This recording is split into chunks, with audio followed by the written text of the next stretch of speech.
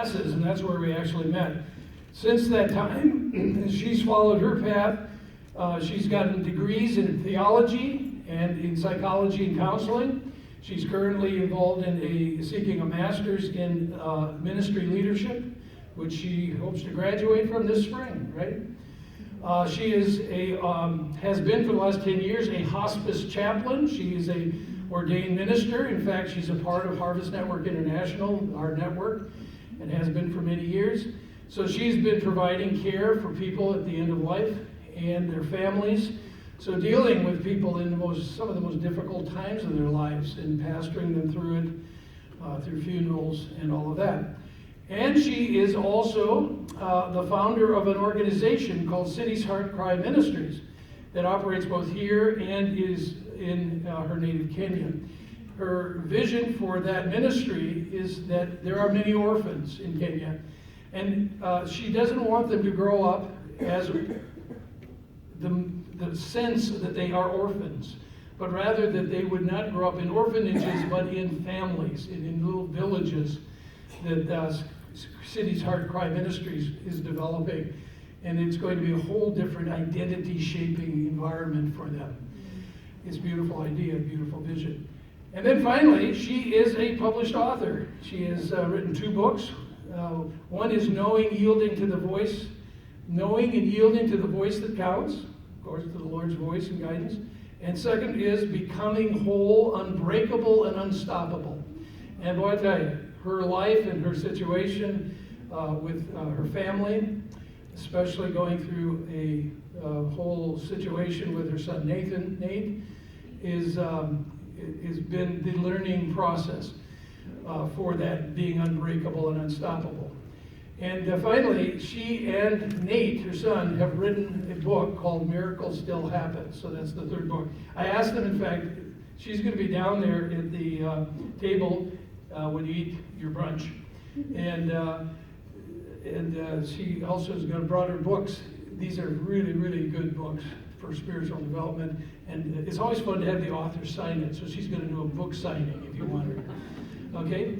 So anyway, first of all, let me go and ask you, Ann, if you could just tell us, you're going to be doing one of the growth groups, a small group this coming few weeks here. Tell us about what the group's about and where it meets and all that. Thanks, everyone. So that group is found in this book, page 15, and it's going to take place on Wednesday evenings, 6:30 p.m. So for parents that bring children to Awana, you can have a place to hang out while you wait for your children. But this class is basically on getting in touch with our true self, our purpose, and reason for being, and just preparing to handle that, building the inner muscles to be able to be ourselves and do what we are here to do. It's going to be interactive, so we will have scripture, we will have stories from all of us that are going to be in the class. So I encourage you to sign up and let's get some work done together. Right. So Wednesday night, 6:30 here, and then I want to just ask you, if you would, tell us a little bit about the books you've written and kind of describe each of them. Each of them is really beautifully written and very helpful. So my first book was Knowing and Yielding to the Voice That Counts. This was released last year, November 2015, November, so 1 year ago about. And basically this book is a testimony book. I felt it was important to share the things that I've seen God do in my life and through my life. And that was the first book that I wrote. So basically to highlight 3 things that are very close to my heart. The role of fathers. It's funny that Pastor Jim really emphasized that today because we didn't talk. But Holy Spirit, He knows what He wants to get across. The role of fathers is really important. My father prayed for me. 7 years ago, I was in a very difficult situation. He started by confessing the circumstances and said it's never gonna get better, it's going to get, anyway, you can read, it's in the book. But the Lord guided me on how to ask for blessings from Him. And He didn't know how, but I asked Him, and I went to my knees and waited, and He laid His hands when I didn't get up. So He laid His hands and prayed over me and blessed me. And in the last 7 years since that happened, it's been one thing after another of just amazing unfolding things. So fathers, your words are so important to children. So that's one of the stories that is very close to my heart. And my book, I have a book getting published on parenting, and I really emphasized on the role of parents and fathers in that. But the next thing that I wrote is my near-to-death experience. When I had Sally, I was checking out, and she was checking out too. So both of us were dying, and thank God we were rescued. And I went through that experience, and that changed my life. I realized that I didn't have the rest of my life to live. It made me make very drastic changes to my life. And I haven't lived the same way that I lived after going through that experience. It can happen to anyone. I woke up, I was okay. I didn't realize that I could have been dead by the end of that day. It was that sobering. And then the other thing that I have written is my experience raising Nate was pretty tough, and I learned many lessons through that. So I have written what that journey was, going through that, and the things that I have learned, the life of a caregiver, things that are helpful. All those things are found in this book. How many surgeries did Nate require? He's had about 20 brain surgeries. Yeah. And the doctor said he would never learn and develop? He would not learn, he would not develop normally. He did every one of the things that was said, and is today a published author himself. He's written his own story from his point of view, what that journey has been like for him. He is miraculously supported by all of his doctors in his book. And so it's pretty amazing to see what God can do. He is so supernatural, and we cannot find Him in our natural. He is supernatural. So I love the title of this book, Become Whole, Unbreakable, and Unstoppable.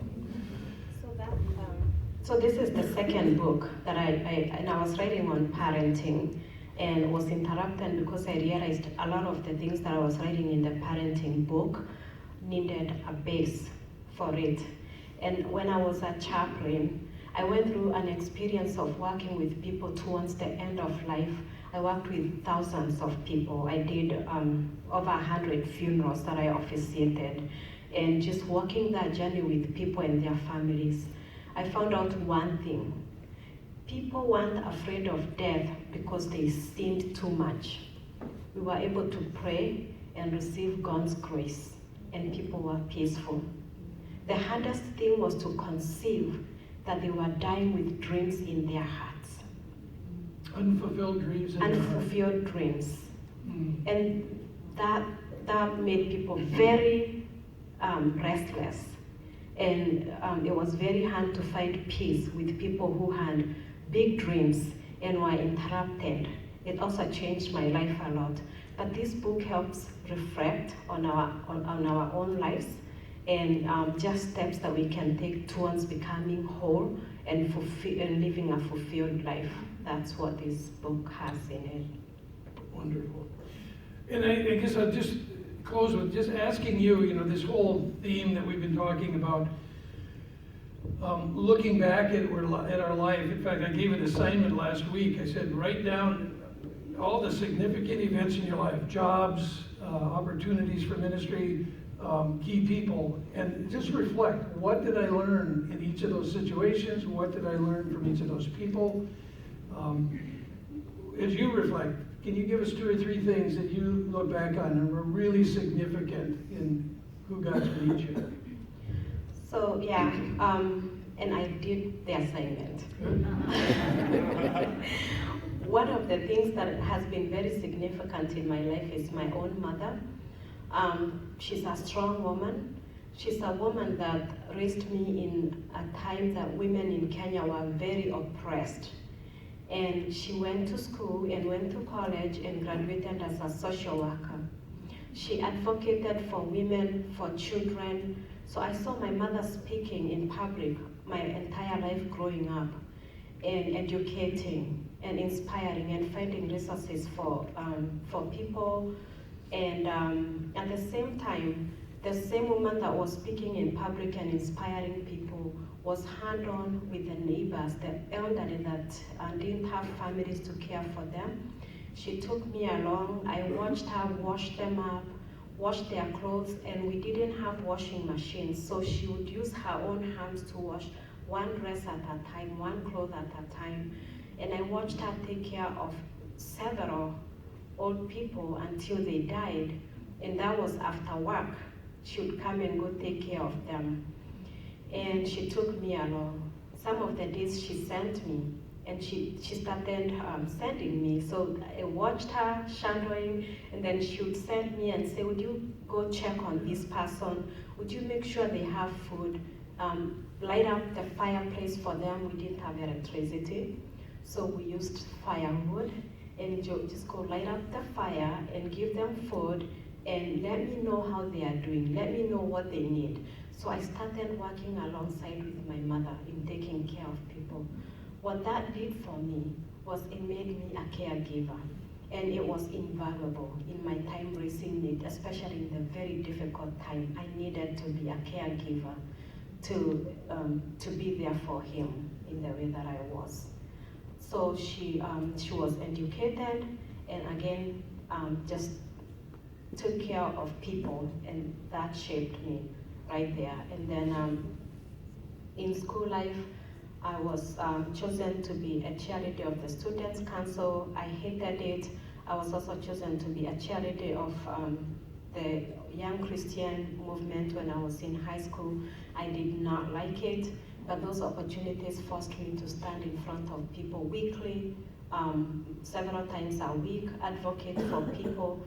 I didn't know what that was leading to. And then finally, the company that I worked for had an amazing, strong woman, Lisa, that I watched as she led this company into a family, a company with over 100 employees that operated like a small family, because everybody knew everybody and cared for everybody. So it was amazing to just be raised in that environment and learn from that. You make a good point about you were placed in positions of leadership and it wasn't comfortable, you didn't like it. How many of you realize that's one of God's #1 ploys? Ask you to go where you've never been before, and go. Dave was sharing about his ministry in prayer, and now he'll pray for anything that moves at the drop of a hat. Because he's got a pastor's heart, and he knows he's developed that ability. But isn't that beautiful? I mean, your story about your mom just really touched me and it inspires me. Would that we all be that kind of a parent and that kind of a person, and inspire our kids to lay their lives down for others too. Well, I just want to say for Steve, and if you haven't met Steve and Ann yet, they are just great new members added to all of you, and they are just gifts from God. And take a look at the group and get a book signed. It'll be a blessing to you. Let's thank Ann for sharing.